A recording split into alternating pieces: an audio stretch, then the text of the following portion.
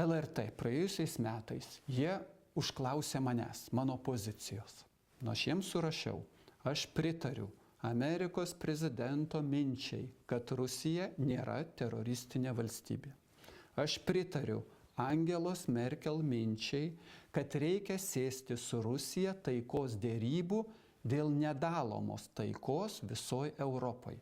Aš pritariu Vengrijos, aš pritariu Lietuvos sąjungininkės Turkijos pozicijai. Tai natūraliai mes ir Algirdo Paleckio ginam teises, kad nebūtų savivalės. Savivalės, kad nebūtų. Dažnai pakankamai kartoju. Keikiam mes Lietuvos valdžią. Ir Rusija tai žino, ir Amerika tai žino.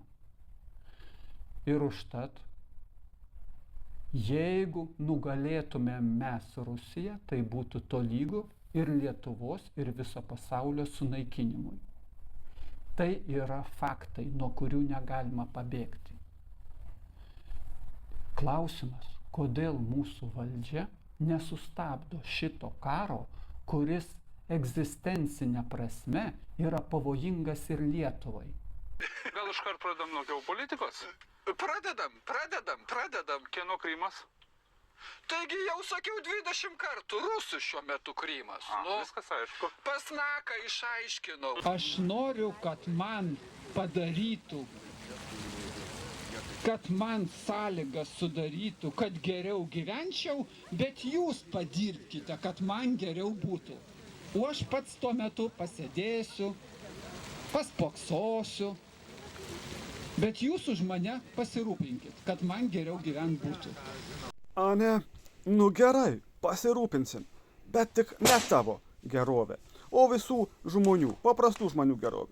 Ir štai turim krūvą makulatūros, ką su jie daryti? Aha, yra idėja.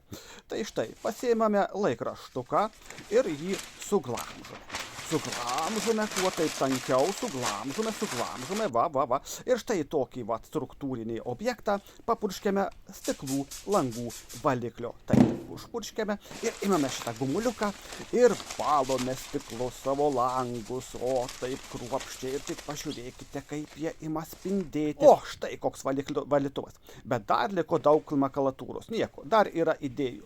Eikime, kaip sakant, vienon vietelėn. Kaip seniau, imkime ir panaudokime šitą popierių kilniems tikslams, savo higienai. Labai gerai. Bet pala, dar liko šitų makulatūros lapukų. Tai dar yra visa idėja visai nebloga.